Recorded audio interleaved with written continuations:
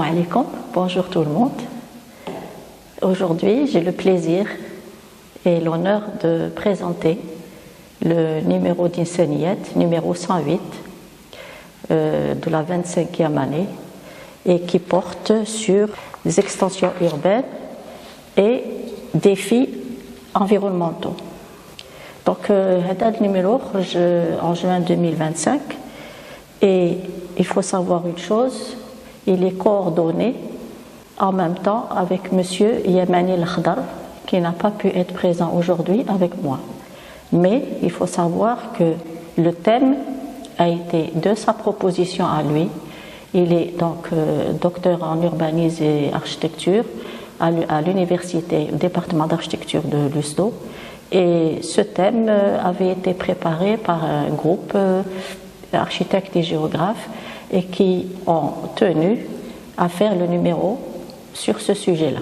Il explore l'impact de l'étalement urbain et des mutations spatiales sur le développement durable, la gouvernance et le quotidien des habitants. Les thématiques qui sont abordées dans ce numéro, c'est les dynamiques spatiales qui montrent la transition de la fragmentation et la discontinuité urbaine, le renouvellement urbain, l'étude sur la réhabilitation et la gestion des quartiers informels, les défis environnementaux, c'est-à-dire l'analyse des conséquences de l'étalement urbain sur les ressources naturelles et les modes d'habiter.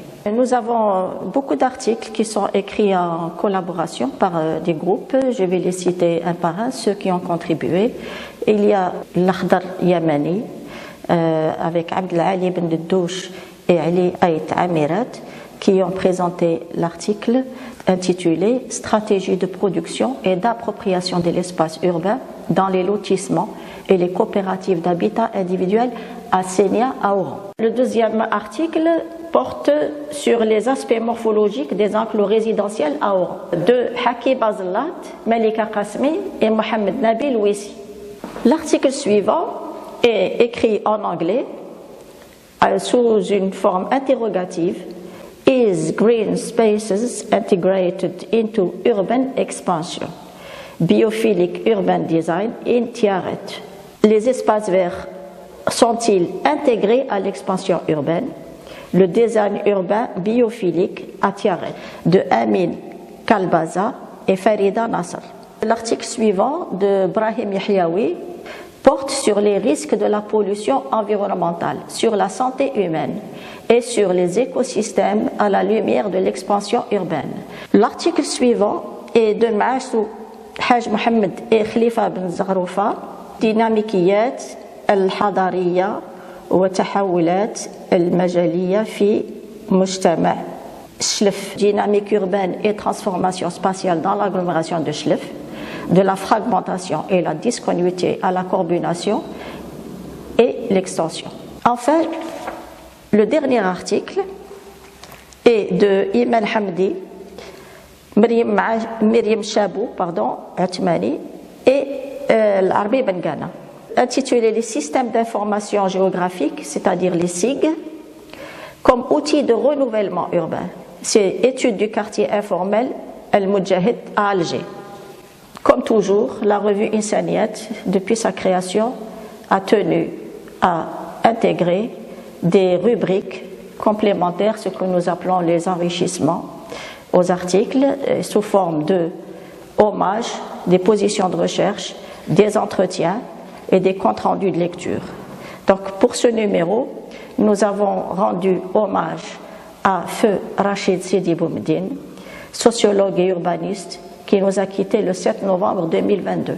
Au titre des positions de recherche, nous avons eu la position de recherche de Sabeha Belgesmia, portant sur les relations ville-campagne à l'épreuve des nouvelles dynamiques territoriales, sur l'exemple de Mostaganem. Ensuite, il y a eu un entretien de la revue Insaniyat avec Jean-Pierre Frey, professeur dans une école d'architecture à Paris. Il nous a bien accordé un entretien très intéressant où on a discuté sur les problèmes des extensions urbaines. Ensuite, nous avons retenu 5 comptes rendus d'ouvrages dont le premier est celui de Fadela Ktaf, qui est donc enseignante à l'Institut d'architecture de Lusto. L'ouvrage, c'est de Claudine Platon, Justine Hubert et Thierry Clochard. C'est un ouvrage sur Oran, ville et architecture, de 1790 à 1960. Ensuite, nous avons l'ouvrage de Habib Ben-Kulla et l'Arbi Mrhoum, édité en 2024, intitulé Palabres algéroises, conversation sur l'architecture. Le compte-rendu rédigé par Aïnas Boudinar, qui est aussi enseignante à l'Institut d'architecture de Lusto. Ensuite, nous avons deux ouvrages de Kamel Louafi, un intitulé Fascination de la chorégraphie du paysage, L'Orient rencontre l'Occident, si proche et si lointain, et le deuxième ouvrage, Imagination paysagère en Algérie, 1996-2019, à Batna, la baie d'Alger, Blida, Biskra, pavillon algérien.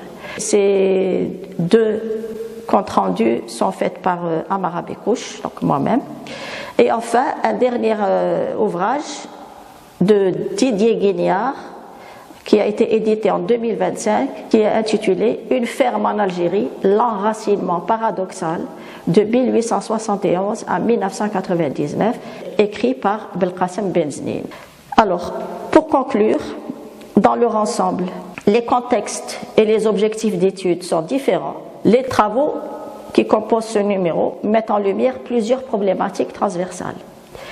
Celle de la fragmentation croissante des tissus urbains, l'insuffisante intégration des préoccupations environnementales, les logiques sécuritaires à l'origine de formes résidentielles fermées et l'importance des outils d'analyse spatiale pour repenser les territoires urbains. Ces éclairages sur la diversité des dynamiques urbaines contemporaines en Algérie ont montré quelques aspects des multiples enjeux qu'elles soulèvent. Somme toute, l'articulation des thématiques abordées ambitionne de stimuler la recherche sur les conditions d'une urbanisation plus maîtrisée et plus résiliente, soucieuse des spécificités sociales et environnementales à l'échelle territoriale. Elle implique de poursuivre la recherche de nouveaux paradigmes de développement urbain adaptés aux défis de la transition écologique et aux transformations sociétales contemporaines.